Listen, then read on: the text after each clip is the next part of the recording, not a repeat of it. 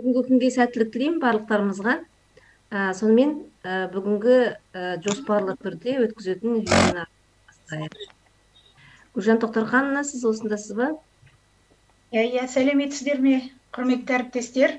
Біз бүгін Салтанат Асқаровна екеуміз кешегі вебинарымызды жалғастырамыз деп айтуға болады. Кеше бізде 40 минуттық болғандықтан тура 40 минутта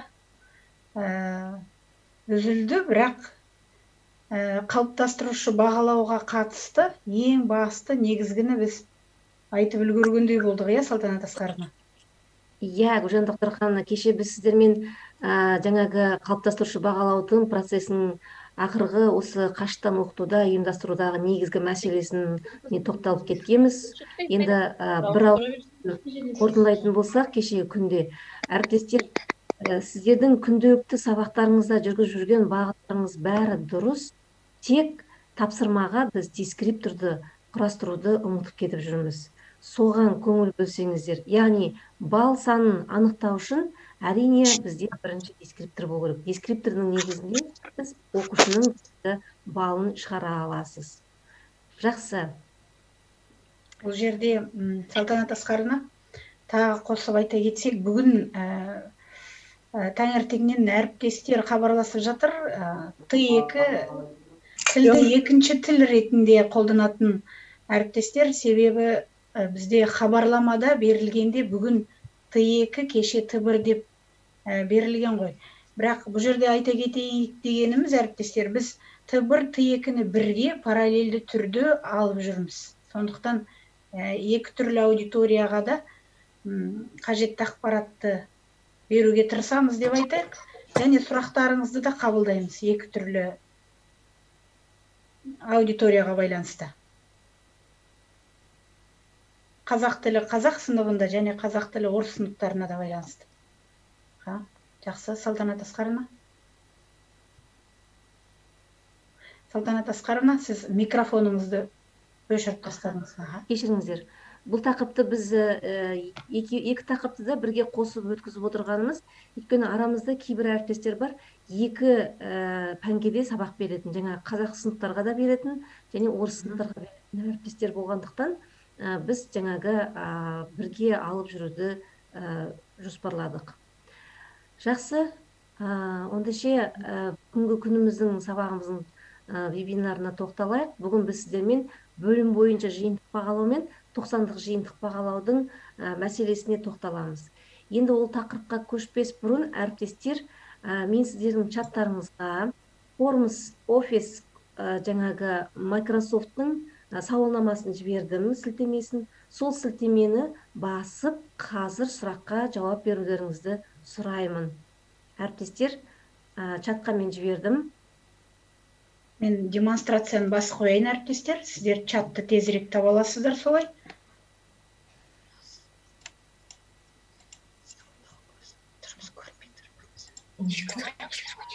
Я уже на демонстрации. Әріптестер, чаттан алдыңыздар ма? Көрінді ма? Сілтеме ашылды ма?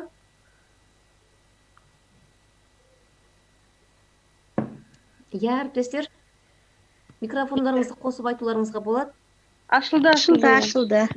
Жақсы. Қатыса беруге болады, әріптестер. Сіздердің қазір жауап берген сауалнамаларыңыз, мен жаңағы Zoom-ға көрсетіп отырмын. Бірден жауаптарыңыз осы жерде көрінеді. Кешіріңіздер.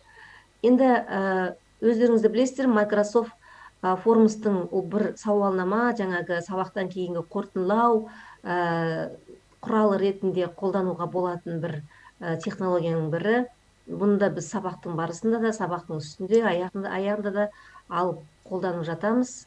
Өте тиімді құралдың бірі деп ойлаймыз.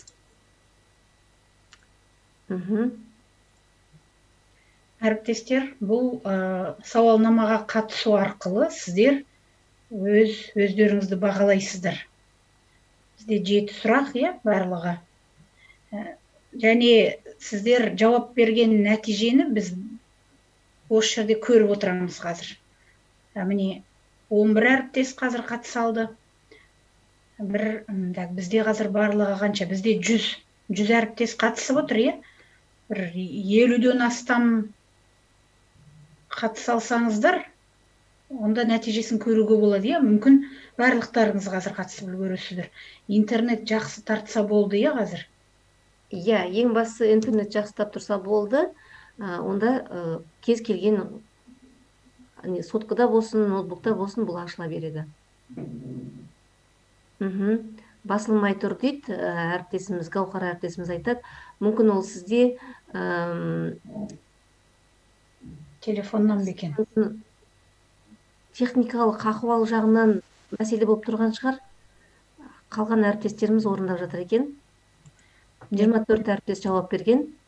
Күлмайра әріптесіміз суретті жақсы салады екен. Жұлдызша бойынша әріптестер түсінген шығарсыздар, иә. 1-ден 5-ке дейін. Өздеріңізге қаншалықты сенімдісіздер, әріптестер, солай қарай басасыздар жұлдызшаны.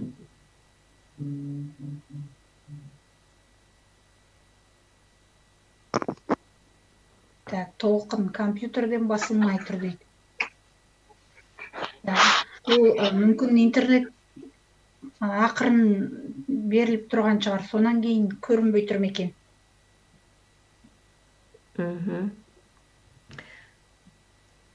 32 әріптесті, иә, көріп тұрмыз қазір. Иә, енді бір 6-7 әріптестің толтырғанын тосайық, содан кейін ары қарай жалғастырармыз. Міне, әріптестер, қарап отырсаңыздар, жаңағы сауалнаманың қорытындысы автоматты түрде бірден есептеп, жаңағы ортақ көрсеткіш ретінде көрсетіп жатыр. 42 әріптес дейді. Қатысқан өте жақсы.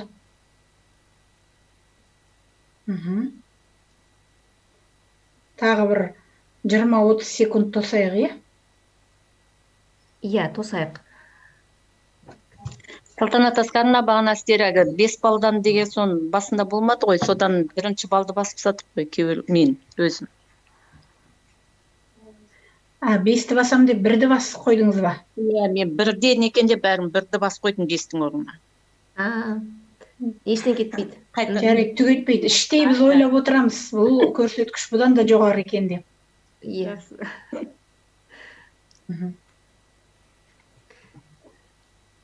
Сонымен әріптестер, бізде міне 49 әріптес қатысқан екен сауалнамаға. Енді осыған қорытынды жасайық. Қорытындыға келетін болсақ, не өздеріңізде байқағандай, өте жақсы көрсеткіштерді көрсетіп отыр екен. Яғни әріптестеріміз өздерінің тәжірибелерінде жаңағы қалыптастырушы бөлім бойынша, жиынтық бағалау бойынша, 90-дық бойынша жаңағы тапсырмаларды құрастырып, тәжірибелері жоғары деңгейде көтерілгені көрініп тұр екен. Естеріңізде ме, біз алғаш осы кадралды бағалау жүйесін енгізген кезде тапсырмаларды құрастыру жағынан қатты кішкене қиналып, өте көп сұрақтар болған, иә. Сонда енді қазіргі кезге қарасақ, өте жақсы көрсеткіш көрсетіп отыр. Мен үшін бұл өте үлкен қуаныш деп ойлаймын. Өйткені сіздердің өздеріңіздің жаңағы ізденіп, шығармашылықпен қарап, жаңағы тапсырмалардың түрлеріне, ерекшелігіне көңіл бөліп отырып жасағандарыңыз өте тамаша. Бірақ дегенмен де біз 7-ші сұраққа көңіл бөлсек, төменгі 7-ші мен 5-ші сұраққа көңіл бөлсек, 3-ші сұраққа көңіл бөлейік, бұнда кішкене төмен көрсеткіш көрсеткен екен. Бұл жерде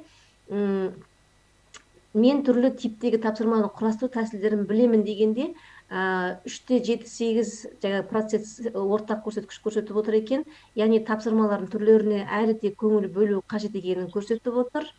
Және 7-ші сұрақтағы тапсырмаға дескриптор, бал ойын кестесіне сараптама жүргізуді әлі де жаңағы қолға алу керек екені көрініп тұр.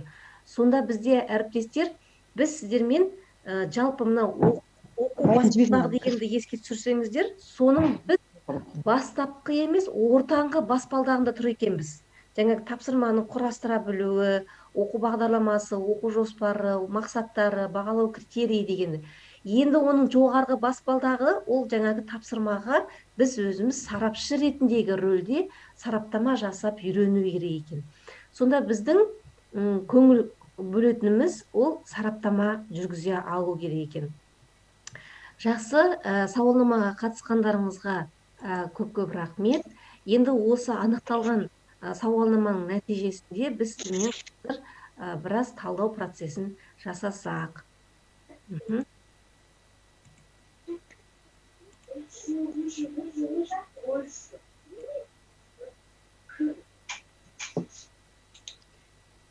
Так, сонымен әріптестер,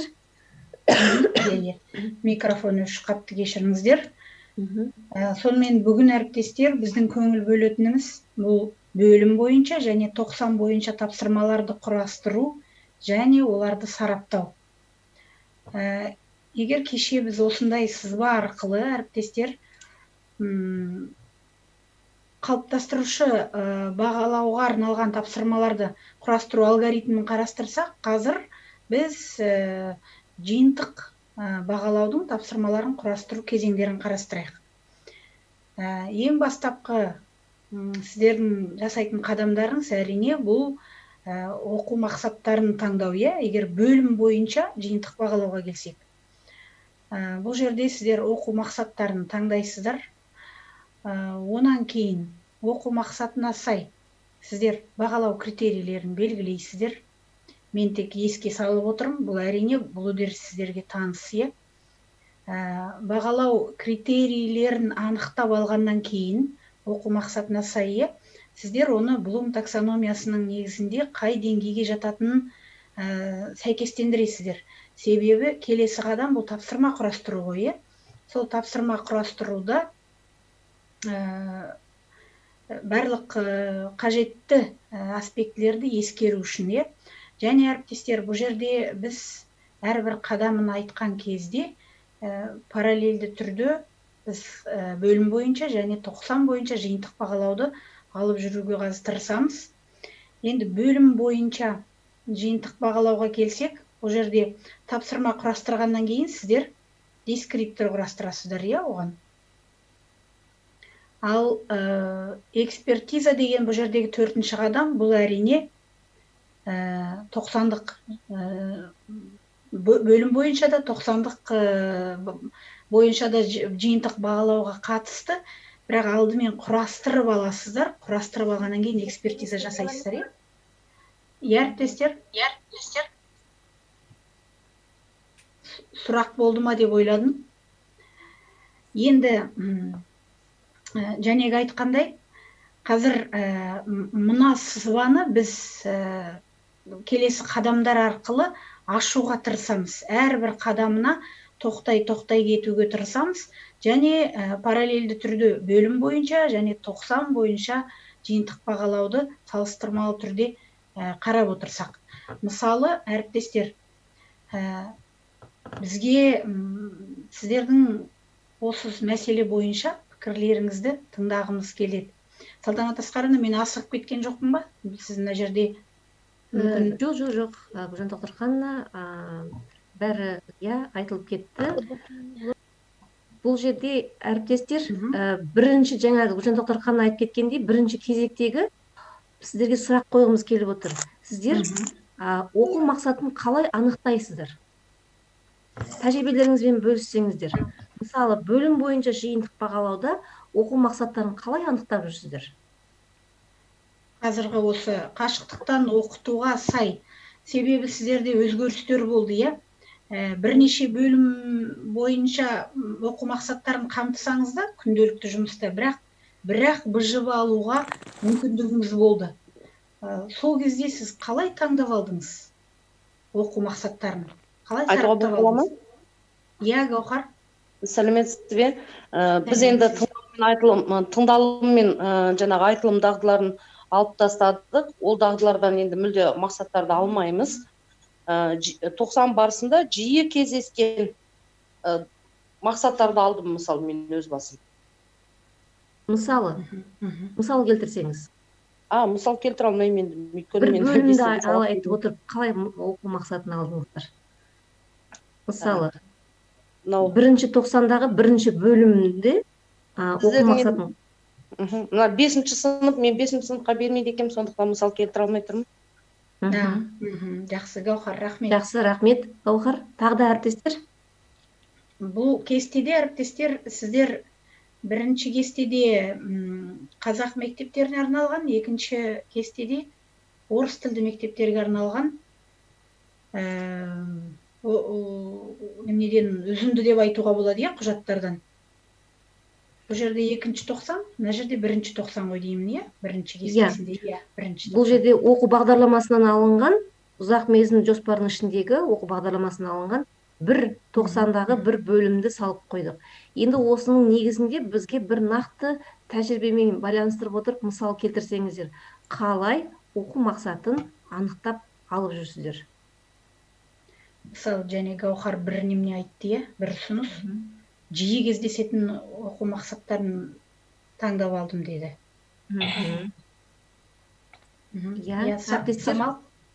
Самал әріптесіміз, пікіріңізді айтқыңыз келе ме? Микрофоныңызды қосуға болады. Әріптестер, қате болып кетеді ау дегендей ой болмасын. Біз сіздермен осы вебинарда тәжірибе алмасу мақсатында шешімді анықтауға жиналып отырмыз. Сондықтан еркін микрофон, ойымызбен бөлісеміз.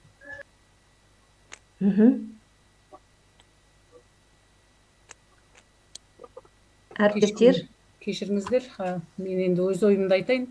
Мен бірақ қазақ тілі пәні мұғалімі емеспін, мен пәнім басқа. Сондықтан мен мысалы осы 90-да өткен тақырыптардың ішінде ең негізгісін таңдап алар едім. Тақырыпты ашатын. Мысалы, мен өзім химик болғасын, химиялық реакция типтері десе, сол қандай типтері бар, мен балалар соны білсін деген мағынада, мысалы, ең негізгі ғана недерін алушы едім, мақсаттарын ғана алушы едім деп ойлаймын енді өз басым. Рахмет. Рахмет, әріптесіміз. Әріптестер, бұл жерде әрине химия пәнінің ерекшелігі бар, иә, айырмашылығы өте көп тіл пәндерімен салыстырғанда. Бірақ сіздер бұл жерде біздің айтқымыз келетін ұсынысымыз, сіздер тақырыпқа басымдық жасамауға тырысасыздар, иә. Себебі сіздер бұл жерде дағдыларды қалыптастырғандықтан, сіздер көптеген оқу мақсаттарының ішінен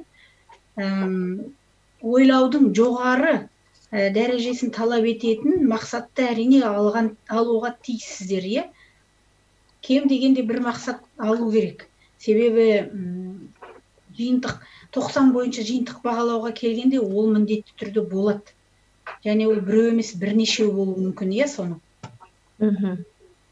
Гүлжан Тоқтарханова, қалай ойлайсыз? Мүмкін оқу бағдарламасын ашып көрсетіп, осы жерде біз кішкене нақтылап кетсек, оқу мақсаттарын қалай анықтауға болатын туралы ойымызбен қорытындылап кетсек қалай қарайсыз? Жақсы. Мен демонстрацияны тоқтатып, сіз немен қосып қойсаңыз, иә, онда? Иә, мен қазір әріптестер бір оқу бағдарламасын ашамын. Сол оқу бағдарламасындағы оқу мақсаттарын әсіресе бөлім бойынша жиынтық бағалауды қалай анықтау керектігін туралы сізге қысқаша ұсыныс ретінде айтқымыз келіп отыр. Әріптестер, көрініп тұр ма? Иә, көрініп тұр. Көрініп тұр. Көрініп тұр. Көрініп тұр. Яғни бөлім бойынша әріптестер, бөлім бойынша жиынтық бағалауда оқу мақсаттарын қалай анықтауға болады? Енді қазіргі жағдайда сіздер тыңдалым мен айтылымды алып тастап отырсыздар. Сонымен бізде оқылым мен жазылымға байланысты БЖБ тапсырмасын алғалы отырсыз. Сонда оқылымда екі оқу мақсатын берілген екен, жазылымда екі оқу мақсатын берілген.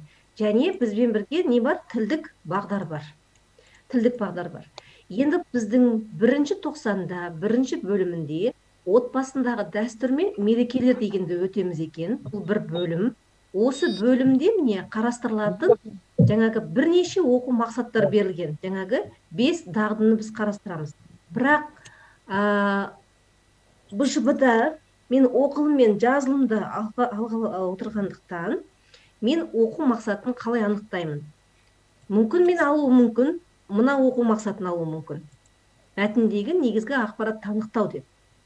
Жазылымнан тағы да бір оқу мақсатын аламын. яғни осы алып отырған оқу мақсатына сәйкес келетін жазылымдағы оқу мақсатын алуыма болады, яғни байланыстырып алуыма болады. Яғни бұл жерде мен жаңағы алуым мүмкін жазба жұмыстарын жалғаулардың ерекшелігін ескеріп үндестік заңын алуым мүмкін, немесе мына оқу мақсатын алуым мүмкін. Сонда бір бөлімде мен жаңағы БЖБ тапсырмасын құрастырғанда екі дағдыдан, әрбір дағдыдан бір оқу мақсат алып отырып, оған қосымша тілдік бағдарды алуым қажет. Неге? Өйткені ол жазылымда әрине жаңағы жазылымның өзінің грамматикасын біз бағалауымыз керекпіз, иә. Бұл міне әріптестер бір мысал ретінде сіздерге жаңағы көрсетіп отырмын, оқу мақсатын қалай анықтау керек. Тура сол сияқты қазақ тілі қазақ сыныптар үшін де осылай кетеді. Яғни кешіріңіздер, қазақ сыныптар үшін тыңдалым мен айтылым ол жеке дағды ретінде қарастырылмайды, ол бір дағды болады. Ал орыс сыныптар үшін тыңдалым бөлек бағаланады, айтылым бөлек бағаланады, оқылым бөлек, жазылым бөлек деп. Бірақ осы жердегі жаңағы айтып кеткен кестедегідей бөлім бойынша жиынтық бағалауда оқу мақсаттары оқу бағдарламасындағы бөлімдермен сәйкес болу керек. Ол талап, әріптестер. Яғни сіз кез келген мына жақтағы оқу мақсатын ала алмайсыз, немесе мына жақтағы оқу мақсатын ала алмайсыз. Міне, мына бөлімде өтіп отыр ма отбасындағы дәстүр мерекелер деп, осы бөлімнің іштерінен ғана сіз оқу мақсатын ала аласыз. Сұрақтарыңыз бар ма, әріптестер? Иә, әріптестер? Жоқ. Не түсініксіз? Жақсы, рахмет. Ондайша ары қарай жалғастыра берейік. Әріптестер, бұл енді ұсыныс, иә, себебі бөлім бойынша жиынтық бағалауды өткізу, ол сіздердің құзырлықтарыңызда, сіздер өздеріңіз шешесіздер, неше оқу мақсатын аласыздар, бірақ осындай ұсыныстарды ескересіздер ме деген оймен біз бұны айтып отырмыз. Ал енді әріптестер, 90-дық жиынтық бағалауға келгенде әрине сіздер бұл жерде таңдау, былай айтқанда жасай алмайсыздар, иә? Себебі сіздер бағыныштысыздар. Сіздер неге бағыныштысыздар, әріптестер? Сіздер спецификацияға бағыныштысыздар, иә? Себебі спецификация сіздер үшін бұл жиынтық бағалаудың қаңқасы деуге болады. Бұл жердегі талаптарды сақтау керек сіздерге міндетті түрде. Сұрақ болды ма? Жоқ. Бұл тек қосылып кеткен болды ғой деймін, иә? Сұрақ болған жоқ, бірақ мына жақта әріптестеріміз жазып жатыр екен ойларын. Қазақ тілінің дыбыстар жүйесінің үндестік заң мемлекет ерекшеліктеріне, емлелік ерекшелігіне ескере отырып, орфографиялық нормаға сай жазу. Бұл жазылым мақсатына алып отырмын дейді. Жаңағы тағы да бір әріптесіміз жазған екен, оқу мақсаттарын оқу бағдарламасына сәйкес алынады деп. Тамаша, әріптестер. Ары қарай. Бөлім бойынша жиынтық бағалауға қатысты, иә? Енді мынау бойынша Салтанат Асқарова, сіз қосасыз ба? Иә, бұл жерде әріптестер тағы да бір айта кететін мәселе, 90-дық жиынтық бағалауда тест спецификациясы, яғни smk.edu.kz порталында ұсынылып отырған, біз жинақты алып отырып, соған сәйкес тапсырма құрастырып жүрміз, иә? Кейде жаңағы 50%-ін ғана өзгертіп жүрміз, кейде 100%-ін өзгертіп жүрміз, бірақ сіз тапсырманы өзгертсеңіз де оқу мақсатын өзгерте алмайсыз. Оқу мақсатын басқа оқу мақсатымен алмастыра алмайсыз. Бұл жерде нақты тест спецификациясында беріп тұрған оқу мақсатының негізінде сіз тапсырма құрастырасыз. Әріптестер, мына слайдта қарасаңыздар, кестенің жоғары жағында жұлдызшалар тұр не? Тапсырма деген жанында жұлдызша тұр. Қамтылған мәселелер деген жанында жұлдызша жоқ. Тапсырма түрлері деген жерде жұлдызша жоқ. Тапсырмалар сипаттамасы мен орындалу уақыты деген жерге жаңағы жұлдызша тұр. Бұл жұлдызша дегеніміз мұғалімнің өзгеріс енгізуіне құқығы бар дегенді білдіреді.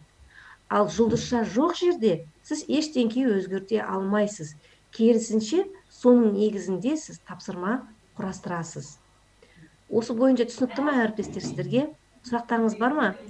Сұрақ қоямыз, әріптестер. Жақсы, рахмет. Рахмет. Аха. Бұл жәнегі айтқандай Блум таксономиясын әріптестер, сіздер оқу мақсатын алып алғаннан кейін, соған байланысты бағалау критерийін шығарып алғаннан кейін, оны міндетті түрде Блум таксономиясы бойынша көздеп, сіздер әрбір критерийді салып шығасыздар. Мысалы, бірінші алған критерийіңіз ол ойлаудың жоғары деңгейін талап ете ме, әлде төмен деңгейін талап ете ме? Себебі бұл сіздің келесі қадамыңызға көмек тигізеді. Себебі тапсырма құрастырған кезде бұны сіз ойда ұстап отырасыз. Бұл тапсырмаңыздың деңгейі қандай болады деген сол қағиданы дұрыс ұстау үшін көмек көрсететін болады. Енді тапсырма құрастыру кезеңіне келсек. Әріптестер, бұл слайдта сіздер тапсырманың түрлерін көріп отырсыздар, егер 90-дық жиынтық бағалауға келсек, әрбір 90-дық жиынтық бағалаудың спецификациясында көрсетілген, бұл жерде оның басында, әрбір 90-ның басында кәдімгі қалай айтсақ, ашық түрде ашылып жазылған, әрбір 90-ға қатысты. Неше жабық түрдегі тапсырма ұсынылған, неше ашық түрдегі, толық жауапты талап ететін бе, қысқа жауапты талап ететін бе деген сияқты. Ал бөлім бойынша жиынтық бағалауда сіздер әрине өздеріңіз таңдайсыздар, өздеріңіз құрастырасыздар толық. Бөлім бойынша жиынтық бағалауда ешқандай спецификация сияқты сіздерге дайын қаңқа жоқ, Ол жерде өз құзырлықтарыңыз. Бұл жерде Салтанат Асқаровна қоса кетейін деген бір тәжірибеден осындай мысал дегендей. Көптеген әріптестер бөлім бойынша жиынтық бағалаудағы кездескен оқу мақсатын, керісінше 90 бойынша жиынтық бағалаудағы күрделі деген мақсатты бөлім бойынша жиынтық бағалауда да алуға тырысады. Әрине басқа тапсырма арқылы, бірақ дегенмен оқушылар дайындалсын деген мақсатпен бе деп ойлаймын. 90-дық жиынтық бағалауға дайын болсын ба дегендей. Бұл жерде әріптестер сұрақтарыңыз бар ма? Әлде Салтанат Асқаровна, сіз қосасыз ба?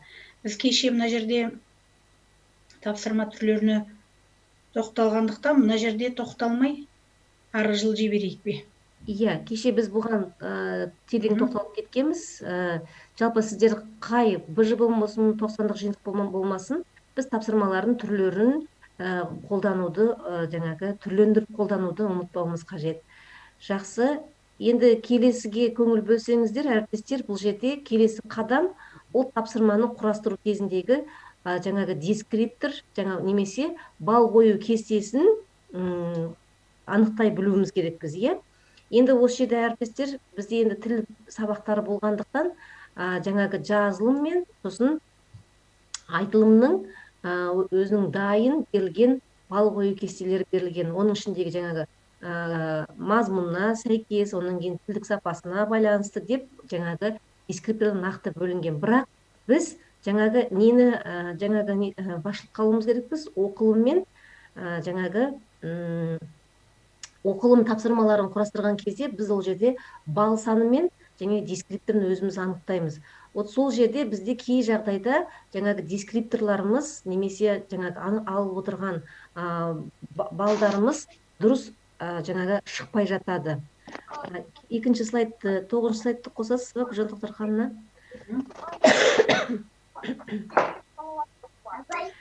Енді әріптестер, келесі бізде сауалнаманың негізінде біз болжалы түрде қарастырғанымыз сараптама жасауға көбірек көңіл бөлу қажет деп. Сонымен сараптама дегенді қалай түсінесіздер, әріптестер? Ой бөліссеңіздер. Тапсырма құрастыру кезінде сараптама деген үдерісті біз жүзеге асыра алуымыз керекпіз. Сонымен сараптама дегенді қалай түсінесіздер? Анализ жасау. Сараптама дегеніміз анализ жасау. Қорытынды шығару. Өте жақсы, рахмет. Сараптаманы қалай жасап жүрсіздер? Сіздер тәжірибелеріңізде өз жасаған жұмыстарыңызға қалай сараптама жасап жүрсіздер?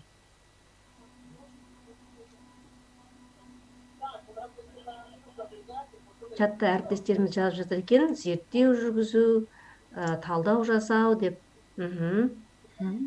Сонымен тәжірибелеріңізде сараптаманы қалай ұйымдастырып жүрсіздер? Саламатсыздар ма? Сараптама болған кезде мен ойлаймын, ең бастысы ол тапсырманың оқу мақсатына сәйкестігі деп есептеймін негізі. Өйткені міндетті түрде мүмкін енді біз енді әрқайсымыз өзіміз жеке істегендіктен мүмкін біз тапсырманы оқу мақсатына сәйкес емес деп алуымыз да мүмкін, мысалы қателесіп деген секілді. Ең бастысы тапсырманы оқу мақсатына сәйкестігі болу керек деп есептеймін. Керемет Жанат. Рахмет сізге. Саламатсыздар ма? Сәлеметсіз бе Жанат? Бізде чатта әріптестеріміз жазып жатыр екен, тапсырманың мақсатқа сәйкес талдануы деп. Әріптестер, сараптаманың басты негізгі құралы, ең біріншісі, ол сіздің алып отырған тапсырмаңыз оқу мақсатына сәйкес па? Ол бір. Егерде, кешіріңіздер, БЖБ тапсырмасын жасау барысында сараптаманың да өзінің критериялары біраз өзгеріс енгізеді. Ондағы бірінші критерия, сіздің алып отырған оқу мақсатыңыз оқу бағдарламасындағы бөліммен сәйкес па дегенді білдіреді екен. Егер сіздің оқу мақсатыңыз оқу бағдарламасындағы бөлімдермен сәйкес болмай, басқа бөліммен деген оқу мақсатын алып отырсаңыз, онда ол жаңағы сараптаманың жаңағы жақсартуына, өңдеуіне ойлану керек дегенді білдіреді екен. Яғни ең бастысы сол оқу мақсаттар оқу бағдарламасымен сәйкестігін анықтауымыз керекпіз. Ал 90-дық жиынтық бағалауда сараптама жасаған кезде ол тест спецификациясындағы оқу мақсаттармен сәйкестігін біз анықтай білуіміз керек екен. Бұл не біздің сараптаманың бірінші критериясы болып саналады. Сонымен әріптестер, біздемен қазір мынандай бір тапсырма орындап көрсек, тәжірибелі бір тапсырма орындап көрейік. Бәріміз сараптамашы рөліне кіріп, слайдта көрсетіп тұрған бір тапсырмаға сараптама жасап көрейік. Так, бұл жерде екі түрлі тапсырма берілген. Осы әріптестер, екі түрлі тапсырмаға сараптама жасап көрейік. Тапсырма өзі мына жердегі слайдтағы сол жағында жазылған, е? Бірінші тапсырма. Сіздерге оқылам екен, мен атап шығайын ба, оқып шығайын ба да? Мүмкін әріптестеріміздің біреуі оқып жіберер? Көрініп тұр, оқып тұр. Көрініп тұр, е? Айман әріптес, сіз оқып жіберсеңіз қалай қарайсыз? Бірінші тапсырманы. Табиғатты қорғау тақырыбындағы екі мәтінді оқыңыздар дейді. Мәтіндегі экологияны қорғауға қатысты мәліметтер жинақтап, табиғи ресурстарды қорғау қажет пе деген тақырыпта эссе жазыңыз. Эсседегі сөз көлемі 120-170 сөз болу қажет. Екінші мәтін.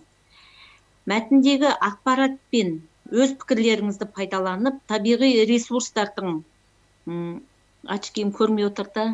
Жақсы, сізге көмектесіп жіберейін. Адамзат болашағына қауіп төндіре ме деген тақырыпта мектеп журналына эссе жазыңыз. Эсседегі сөз көлемі 170-200 сөз болу қажет. Осы екі тақырып беріліп отыр.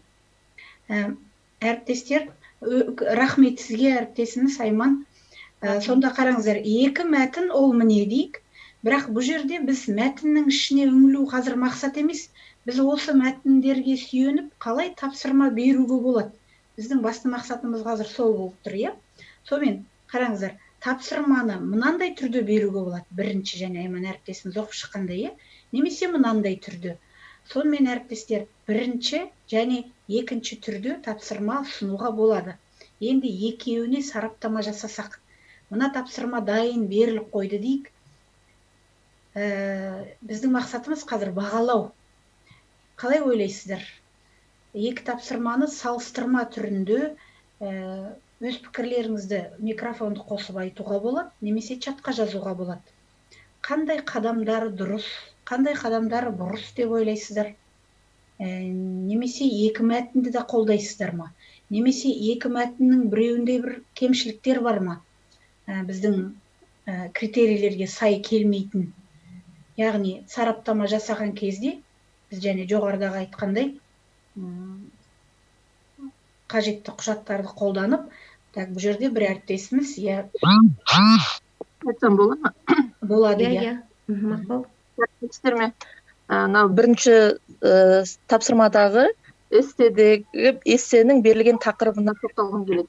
Табиғи ресурстарды қорғау қажет пе дейді да, ал екіншісінде табиғи ресурстардың азаюы адамзат болашағына қауіп төндіре ме дейді. Мен екінші тапсырмадағы эссенің тақырыбына тоқталсам, эссенің тақырыбында оқушының функционалдық сауаттылығын арттыруға ой салған тақырып бар. Сол мен үшін мен екінші тақырыпты таңдар едім. Себебі ар жағында бала өзіндік ойын түйіндеп отырып эссені ашып жаза ала ма деген ой келеді. Ал бірінші тақырып, бірінші мәтіндегі жаңағы бірінші туралы айтып кетсеңіз. Ал біріншіде жалпылама табиғи ресурстарды қорғау туралы айтады да, ал табиғи ресурстың нақты азаюы адамзат болашағына қандай қауіп төндіреді деген жаңағы эссе жазған кезде қорытынды бөлімі жаңағы толыққанды оқушының ойы көріне ме деп ойлаймын, осы сұрақты ашқан кезде. Сонда қорытындылайтын болсақ, жаңағы бірінші мәтіндегі беріп тұрған эссенің тақырыбы сұрақ ретіндегі сұрақтың өзі оқушының ары қарай ойланып зерттеу жасауына бермейді. Тоқтап жіберуге бола ма? Болады. Мақпал, керемет айттыңыз. Сәлеметсіздер ме? Мына жерде бірінші және әріптесіммен келісемін, себебі бірінші мәтінде нақты сұрақ тұр. Ары қарай ойды дамытатын емес, оқушыға біз былай сұрақ қойсақ, ол иә немесе жоқ деп жауап беріп, ары қарай қиындық туады оқушыда ойын жеткізуге. Ал енді екінші мәтінді алатын болсақ, бұл жерде ашық сұрақ, ары қарай ізденіп, ақпарат іздестіріп, ойын білімін толықтырып, ойын жеткізіп, сыни тұрғыда айтуына болады оқушы. Және бұл екінші мәтінде қалай ақпарат қызықтырақ болады тыңдап отырған адамға да. Соны бұл ашық сұрақ түрінде бергендіктен қалай білімін ары қарай толықтыруға, жетілдіруге мүмкіндік береді. Рахмет, Нұргүл әріптес. Рахмет сізге, әріптес. Және Мақпалды керемет айтты, екінші мәтін, екінші түрде тапсырманы берсек, функционалды сауаттылығын дамытуға көбірек мүмкіндік болады дегендей. Енді чатқа келетін болсақ, әріптестеріміз жазып жатыр екен. Екінші мәтіндегі тапсырма дұрыс деп ойлаймын, себебі мәтінді оқып танысады, өз пікірін пайдаланып есте жаза алады дейді. Сымбат деген әріптесіміз жазыпты, ол да әріптесіміз келісіп отыр, екінші мәтін бойынша ашық түрде беріліп отырған ізденуге мүмкіндік мол дейді. Маржан әріптесіміз жазғаны есте құрым сақтауға көңіл бөлінген деп жазған екен. Әріптестер тағы да қандай жағын бірінші тапсырмада дамыту керек? Не ескерілмей қалған бірінші тапсырманың нұсқаулығында, не ескерілмей қалған? Сәлеметсіз бе? Ой қосуға бола ма екен? Иә. Мен бірінші мәтінге мысалы табиғат ресурсын қорғау қажет пе деген сұраққа, осы сұраққа келісу, келіспеу туралы ой салып жіберсе, сонда егер келісемін десе, ол бала ары қарай дамытып жазып кетеді. Ал келіспейтін болса, оны да қосып кетеді. Сонда бірінші эссені ары қарай толықтыра кетеді. Бала нені ары қарай жазу керектігін деп ойлаймын. Тамаша. Онда өзгеріс енгізу керек қой кішкене, иә, сонда. Сонда балаға ары қарай ой салу үшін кішкене дамытып жіберсек ары қарай сұрақты, сонда балаға ой саламыз. Сұрақты өзгертеміз. Рахмет. Жалпы тапсырманың басқа бір аспектілеріне қарасаңыздар, қарап шықсаңыздар, сұрақ бойынша иә келістік біз, иә. Сұрақтарды сіз негізгі түйінді сұрақты сіздер дұрыс талқылап жатырсыздар, дұрыс бағытта, иә. Жалпы тапсырма бергенде біз тағы нені ескереміз, әріптестер? Тағы қандай аспектілерді ескеруіміз қажет? Мысалы, сөз көлемін көрсеттік пе екі жақта да деген сияқты. Сәлеметсіз бе, Сая? Коммуникативтілігі мен тіл сапасы туралы бал беріледі деген ерекшелігі сол міндетті түрде берілу керек, дискриптор ретінде. Өте жақсы. Дұрыс айтасыз, Сая әріптес, бал сандары міндетті түрде көрсетіп тұру керек. Гаухар әріптесіміз жазып жатыр екен, чатқа сөз көлемі берілген деп. Так, онда біз келесі слайдты қарайық па, Салтанат Асқарына? Иә, әріптестеріміздің айтқан ойларымен. Иә. Біраз мына жерде сіздердің жауаптарыңыз жинақталған деуге болады, иә. Сонымен сұрақтың құрылымы туралы қараңыздар. Тура сіздер айтқандай, иә. Аудитория туралы айтылмады, иә, бұл жерде, әріптестер. Яғни Бұл жерде әріптестер тапсырмаға сараптама жасау кезінде не сіздерге бір мысал ретінде көрсетіп отырмыз, қалай сараптама жасау керек. Яғни біз енді тіл маманы болғаннан кейін біз мәтінді көп аламыз. Мәтінге сәйкес тапсырмалардың нұсқаулығына біз нақты жазуымыз керекпіз. Сондағы мына беріп тұрған тапсырманың нұсқаулығын қалай дұрыс жасау керек. Сонда қарайтын болсақ, бірінші мәтінде жаңағы сіздердің айтып кеткендеріңізбен қоса балл саны көрсетілмеген және тапсырманың құрылымы эссе форматына сәйкес келмейді деп жерде жаңағы сараптамадан бұл тапсырма өтпеген. Екіншісі аудиториясы көрсетілмеген дейді. Яғни қандай аудиторияға арналған бұл эссенің тақырыбы немесе тапсырманың өзі де. Ал енді екінші нұсқауға келетін болсаңыздар, бұл сараптаманың талабына сәйкес құрылған деп шешім шығарып отырмыз. Себебі бұл жерде сұрақтың құрылымы анық, түсінікті, сұрақтардың құрылымында артық ақпарат жоқ, аудитория мен жанры, сөз саны жаңағы толық және балл сандары жаңағы кестеге сәйкес көрсетілген. Әріптестер, аудитория, жанр дегенді қалай бұл жерден екінші тапсырмадан біз анықтай алдық? Иә?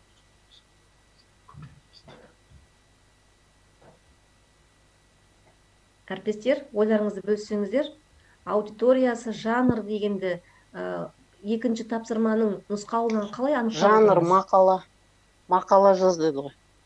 Ал аудитория 170-200 сөз деген соған байланысты сыныптың. 9-шы сынып. Қосуға болады ма екен? Мына жерде Мектеп журналы деп жазылып тұр ғой. Тамаша. Мектеп журналына мақала жазылу керек, және мектеп дегеннен кейін оқушыларға арналған. Дұрыс айтасыз. Өте жақсы, дұрыс айтасыз. Содан кейін 170-200 сөз көлемі деген ол 9-10 сыныптарға арналған деп ойлаймын. Жақсы. Рахмет әріптестер ойларыңызға. Иә, біз нұсқау берген кезде, эссе жазылым тапсырмаларын берген кезде жаңағы аудиториясын көрсетіп берсек жақсы болушы еді.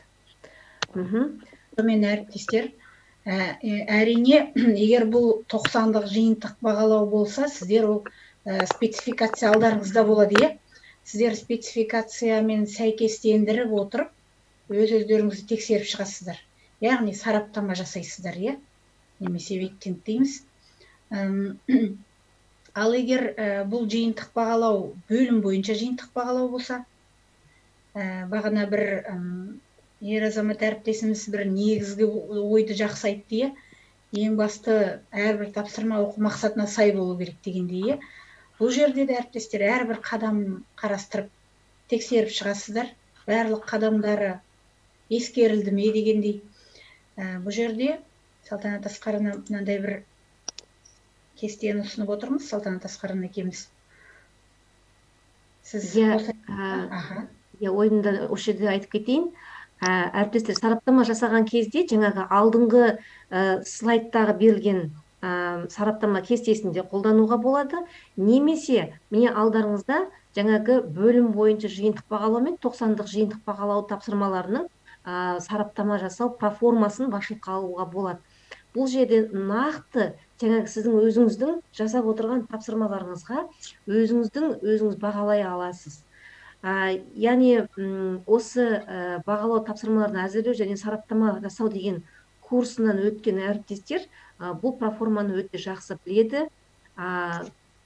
Негізінде сіз жаңартылған білім беру бағдарламасының курсынан өтсеңіз, онда сіз өзіңіздің жұмысыңызға сараптама жасай алатындай деңгейге жеттіңіз деген сөз. Бірақ сіздің қолыңызда осы проформалар немесе критерийлер қолыңызда болып, жаңағы үнемі өзіңіздің жасап отырған жұмысыңызға рефлексия жасап, бағалап, сараптама жасап отырсаңыз, онда сіздің жаңағы алдыңызға беріп отырған тапсырмаларыңызға жаңағы сенімділігіне, валидтілігіне, жаңағы объективділігіне сіз 100% сенімді боласыз. Осыған біз көңіл бөлгіміз келді. Енді курс оқымаған, мысалы, разработчик сараптама жасау, тапсырма құрастыру курсын оқымаған әріптестерде бұндай проформа болмауы мүмкін, иә. Оларда және Салтанат Асқардың айтқандай, сіздер қобалжымаңыздар, себебі сіздердің алдарыңызда спецификация бар, иә. Егер 90-дық жиынтық бағалау болса, сіздер соны алға аласыздар. Және жалпы сіздердің деңгейлеріңіз бұған жеткендей, себебі бағанағы өткізген сауалнаманың нәтижесінен де ол көрініп тұр, және сіздердің ойларыңыздан, міне осы вебинар барысындағы айтып жатқан сіздердің деңгейлеріңіз жоғары екені көрініп тұр, әріптестер. Бұл енді әріптестер, сіздердің чаттарыңызға мен кешегі және бүгінгі вебинардың презентацияларын жібердім, алуларыңызға болады. Өйткені осы презентацияның ішінде жаңағы біздің айтып кеткен проформалар мен сараптама жасайтын қадамдары көрсетілген. Соны басшылыққа алуларыңызға болады, тәжірибеде қолданып. Бұл жерде енді жәнегі барлығымыз, жәнегі айтылған сөздеріміздің қорытындысы ретінде деуге болады. Яғни бірінші, екінші қадам сіздер сараптама жасайсыздар. Егер жақсарту қажет болса, әрине, үшінші қадам соның негізінде жақсарту жасайсыздар, әріптестер.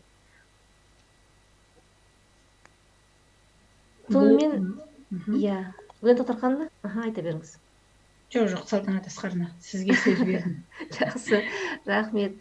Сонымен, әріптестер, бүгінгі вебинарымызда жаңағы аяқталуға таяп қалды. Енді осы алдарыңызда тұрған презентациямен қорытындылайтын болсақ, ең бастысы, әріптестер, ол біздің күнделікті өткізіп жүрген сабағымыздың оқу мақсатына көңіл бөлуіміз керек екен. Міне сіздердің алдарыңызға бір мысал ретінде қойып қойдық. 10-шы сыныптың оқылымнан бір оқу мақсатын алдық, жазылымнан бір оқу мақсатын алдық.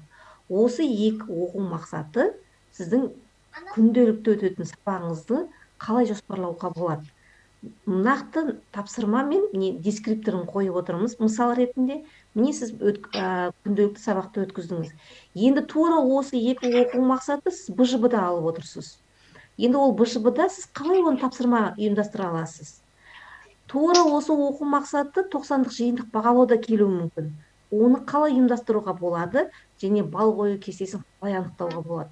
Сіздерге жаңағы қалыптастырушы бағалаудан бастап 90-дық жиынтық бағалауға дейінгі ұйымдастырылатын бір оқу мақсатының негізінде тапсырмалардың түрлерін көрсетіп отырмыз.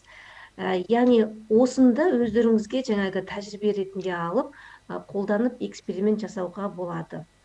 Ең басты, әріптестер, күнделікті өткізіп отырған оқу мақсатымызды күнделікті сабақта түрлендіріп, әртүрлі тапсырмаларды қойып, сараптаманы тек қана БЖБ мен ТЖБ-да емес, күнделікті сабағымызға сараптама жасау дағдымызды жаңағы дамытып тұруды ұсынамын.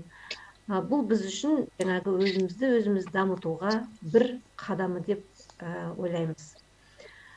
Сонымен, әріптестер, бүгінгі вебинарға біраз кері байланыс рефлексия жасайық. Өздеріңізге бүгінгі вебинардан не алдыңыздар? Қандай сұрақтарыңыз бар? Қандай ұсыныстарыңыз бар? Ойларыңызбен бөліссеңіздер. Еркін микрофон.